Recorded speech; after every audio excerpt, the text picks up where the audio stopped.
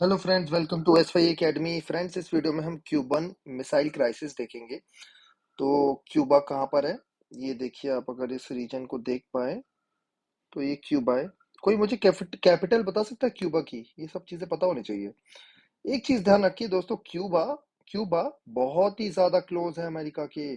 तो मिसाइल जब क्यूबा में लगाई गई, ठीक है, बाय यूएसएसआर, तो पूरा यूएसएसआर, पूरा यूनाइटेड स्टेट्स इसके रेंज में आ गया, राइट। अदरवाइज यूएसएसआर से यूएसए में मोबाइल मिसाइल मारना फिजिबल नहीं था। इवन यूरोप से भी मारना फिजिबल नहीं था उस टाइम में। लेकिन जब क्यूबा में मिसाइल लगा दी गई तो यूएसए पूरा का पूरा सामने आ गया। तो एक दहशत बच गई, ठीक है, दहशत मच गई। ठीक है, ये है क्यूबा मिसाइल क्राइसिस, अगर समझना है सिंपल वर्ड्स में। फिर से समझो, क्यूबा मिसाइल क्राइसिस क्या है। यूएसएसआर ने क्यूबा में मिसाइल्स लगा दी। अब आप बोलोगे कि क्यूबा में क्यों लगा दी? क्यूबा क्योंकि एक कम्युनिस्ट कंट्री था। क्यूबा एक कम्युनिस्ट कंट्री था। कैसे कम्युनिस्ट कंट्री बना, ये हम हिस्ट्री में पढ़ेंगे, ये हम यहाँ पे नहीं पढ़ेंगे, ठीक है। लेकिन क्यूबा एक कम्युनिस्ट कंट्री था, यूएसएसआर भी एक कम्युनिस्ट कंट्री था। दोनों साथ थे। क्यूबा को सपोर्ट देता था यूएसएसआर। यूएसए अगेंस्ट था क्यूबा की पॉलिसीज के, और क्यूबा में मिसाइल लगा दी। इसी को क्यूबा मिसाइल क्राइसिस कहते हैं। ये एक फ्लाइट बना रखी है, बड़ा बढ़िया डिस्क्रिप्शन दे रखा है। We are on a world tour, will meet you in different countries, feels good to be around where events have happened.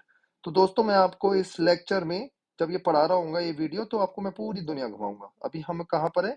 अभी हम है दोस्तों सेंट्रल अमेरिका के एक कंट्री में, क्यूबा, और या नॉर्थ अमेरिका, यूनाइटेड स्टेट्स। ठीक है दोस्तों, map showing the range of nuclear missiles under construction in Cuba, used during the secret meetings on the Cuban Missile Crisis. Source John F Kennedy, presidential library and museum. तो ये secret meeting जो होती थी Cuba missile crisis के time पे, वहां से ये मैप आया कि हाँ जी, आपका पूरा यूएसए कवर हो गया है। चलिए लेक्चर बिगिन करते हैं और डिटेल्स लेते हैं। इन अप्रैल 1961, ये तब की बात है, अप्रैल 1961, राइट। इस टाइम में जॉन एफ कैनेडी प्रेसिडेंट थे यूनाइटेड स्टेट्स ऑफ अमेरिका के, बड़े पॉपुलर प्रेसिडेंट।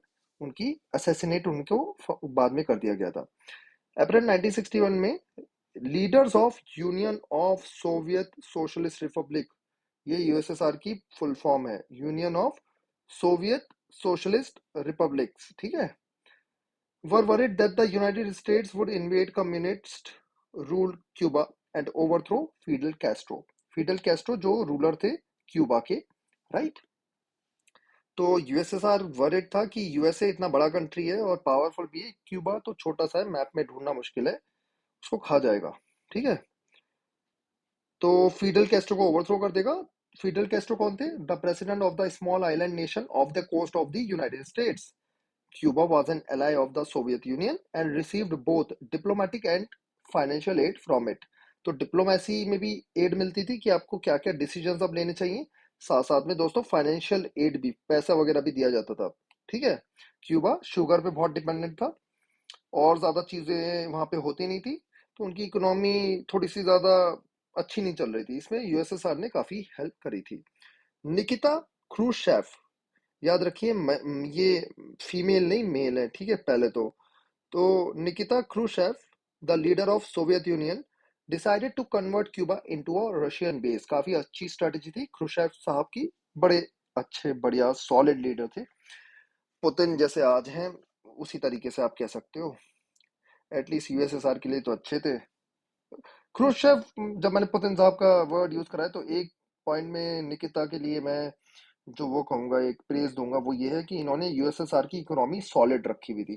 तो पुतिन के टाइम पे इकोनॉमी की ठुकी पड़ी है यूएसएसआर, रशिया की, इसीलिए वो युद्ध वगैरह कर रहा है। तो ये चीजें भी क्लियर होनी चाहिए। इन 1962 निकिता क्रूशेव ने मिसाइल्स लगा दी क्यूबा में।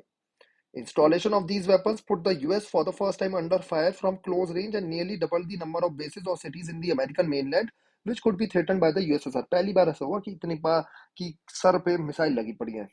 ठीक है, डर का माहौल था, बहुत ज्यादा डर का माहौल था दोस्तों। ठीक है, स्पेशली वर्ल्ड वॉर अभी अभी हुई है, अभी अभी हुई है, 20 साल ही हुए हैं। ठीक है, तो ये चीज है, फिर से हो जाएगी वर्ल्ड वॉर, दोनों के पास न्यूक्लियर वेपन्स है। ठीक है, तो यूएसएसआर और यूएसए तो डर ही रहे, यूएसए यूएसए तो डर ही रहा है। साथ साथ में पूरी दुनिया भी डर रही है। ठीक है।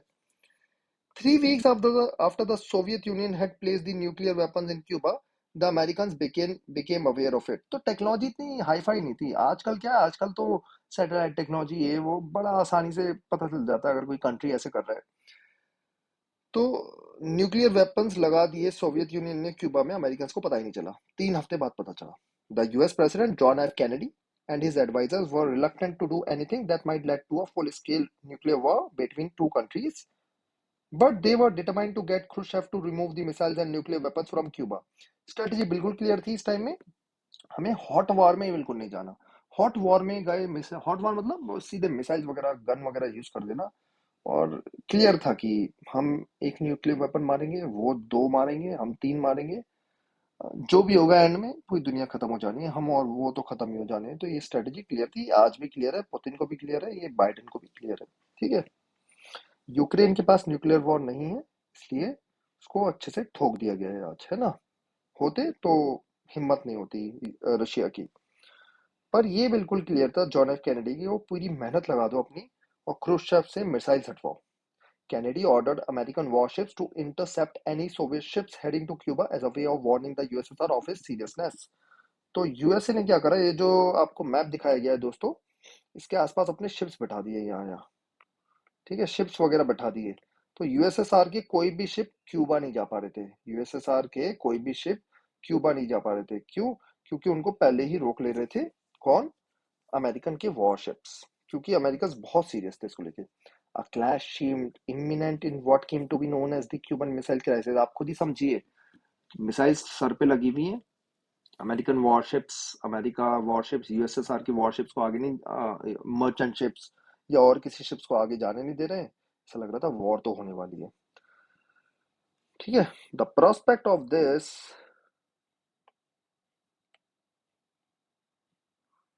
The prospect of this clash made the whole world nervous, for it would have been no ordinary war. ये कोई आम बात नहीं होती, कोई दो छोटे मोटे देश नहीं है। ठीक है। यूएसएस और यूएसए अगर लड़े, आज भी अगर यूएसए और रशिया की हो गई, पूरी दुनिया खत्म, सिंपल सी बात है। Eventually to the world's great relief both sides decided to avoid war. समझते थे दोनों की भाई जीतना ही थोड़ी ना है, हमें भी तो जिंदा रहना है। ये पॉइंट तो क्लियर ही था ना। The Soviet ships slowed down and turn back. Soviet ships slowed down and turn back and उन्होंने बोला रहने दो भाई, है ना। मिसाइल विसाइल की जो बात है उसको अभी रहने दो। और अ, जो बेसिस लगाए थे उनको भी, जो ये जो बेसिस लगाए थे न्यूक्लियर वेपन के क्यूबा में भी, इवेंचुअली इसे भी हटा देंगे। ठीक है, साइट्स को भी हटा दिया जाएगा। तो फाइनली क्या होगा कि डिसाइड किया दोनों पार्टीज ने, निकिता क्रुश्चेव और कैनेडी की पार्टीज ने, कि हम मिसाइल्स, हम बातचीत से फैसला लेते हैं। डिसाइड किया गया कि एक क्यूबा में जो मिसाइल्स लगाई गई हैं इनको हटा दिया जाएगा। ठीक है, बाय यूएसएसआर। ऐसे जुपिटर मिसाइल्स लगाई थी अमेरिका ने यूरोप में, उनको वहां से हटाया गया। ठीक है। ये पॉइंट यहाँ पे मेंशन नहीं है। ठीक है। वो कि क्यूबा में आखिर मिसाइल्स क्यों लगाई गई, ये पॉइंट यहाँ पे ज्यादा मेंशन नहीं है डिटेल में। लेकिन ये पॉइंट था कि यूरोप में अमेरिका ने भी ऐसा ही करा था, यूएसएसआर के सर पे मिसाइल्स लगा ली थी। नाटो ग्रो होता जा रहा था। तो कुछ कुछ चीजें हम डिसाइड की गई थी कि नाटो जो है वो ईस्ट साइड पे ग्रो नहीं करेगा रशिया की तरफ। ठीक है। और आज जो ये रशिया लड़ रहा है, अगर एक पॉइंट उसको जस्टिफाई किया जाए तो वो ये है कि नाटो जो है वो ग्रो करता जा रहा है, ग्रो करता जा रहा है। आजकल न्यूज चल रही है फिनलैंड भी आने वाला है। ठीक है। यूक्रेन पे भी बातें चल रही थी कि यूक्रेन भी नाटो ज्वाइन कर लेगा। ठीक है। तो नाटो ग्रो करता जाएगा तो रशिया के लिए खतरा है। रशिया के सर पे ही नाटो बैठा होगा, है ना। तो ये एक रीजन है आज यूक्रेन वॉर होने का। The Cuban missile crisis was a high point of what came to be known as the cold war. अब कोल्ड वॉर को थोड़ा समझ लेते हैं। तो ये हाईएस्ट पॉइंट है, क्लाइमैक्स है कोल्ड वॉर का। The cold war referred to the competition, the tensions and the series of confrontations between US and Soviet Union backed by their respective allies। जैसे यूएसएसए के रिस्पेक्टिव allies जैसे Britain और NATO के members. ठीक है। France भी था जिसमें, वेस्ट जर्मनी भी था, सोवियत यूनियन के साथ साथ काफी सारे मेंबर्स थे।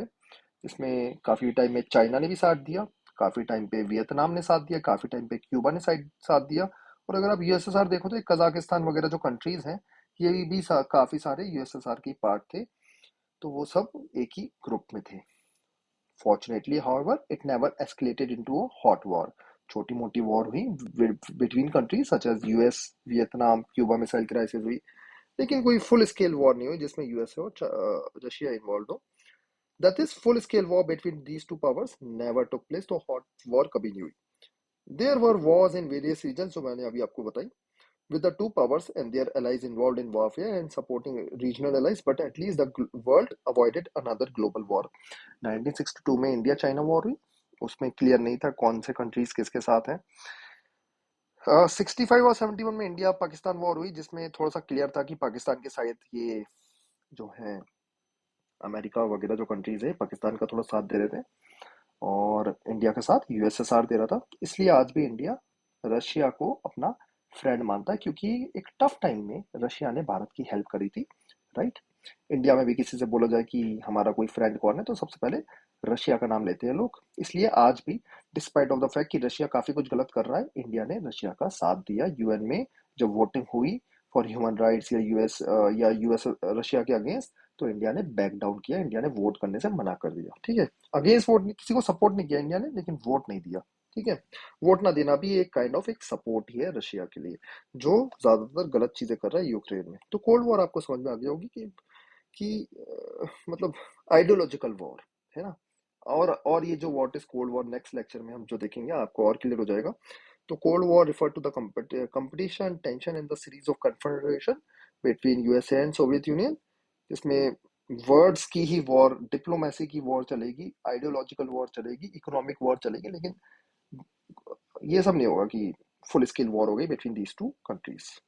The Cold War was not simply a matter of power rivalries, of military alliances and of the balance of power. ये इतनी सी बात नहीं है कि सिर्फ मिलिट्री अलायंसेस बन रहे हैं, पावर राइवलरीज हो रही हैं, या कौन ज्यादा पावरफुल है ये दिखाया जा रहा है।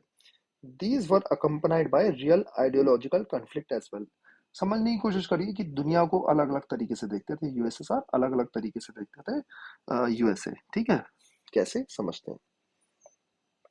A difference over the best, वो तो एक तरफ यूएसए बोलता था कैपिटलिज्म बेस्ट है ना। प्राइवेट सेक्टर को आगे बढ़ाइए, प्राइवेट डिसीजंस लीजिए, प्रॉफिट मोटिव होना चाहिए। यूएसएसआर बोलता था कम्युनिज्म बेस्ट है। हमने ग्लोबल डिप्रेशन जो हुआ था 1929 में, वहां पे भी चेक कर लिया है कि कम्युनिज्म जो है वो बेस्ट है, और हर इंसान को एज पर देयर नीड्स देना चाहिए, ठीक है, as per their needs, as per their wants नहीं देना चाहिए चीजें, ठीक है। and the most appropriate way of organizing politic, economic and the social life all over the world. तो डेमोक्रेसी के फेवर में था कौन? यूएसए। यूएसएसआर नहीं था। यूएसएसआर कम्युनिज्म के प्रिंसिपल्स फॉलो करता था, स्टेटलेस, क्लासलेस, है ना, कास्टलेस, रिलीजनलेस, ये बातें करता था कम्युनिज्म। बड़ी बड़ी आइडियोलॉजिकल बातें, मार्क्स की बातें करता था। और दूसरी तरफ अमेरिका, प्राइवेट प्रॉपर्टी, इकोनॉमिक, है ना, प्रॉफिट होना चाहिए, कैपिटलिज्म बातें होनी चाहिए, है ना। तो उस सब के बारे में बात करता था यूएसए, और वो बोलता था यही चीज को आगे बढ़ाना चाहिए। The western alliances headed by the US represented the ideology of liberal democracy. Liberal democracy मतलब सबको वोट का अधिकार, सबका साथ, सबका विकास, है ना। तो डेमोक्रेसी की वही बातें, vote, we for the people, है ना, वो सब जो बातें आती है, by the people for the people.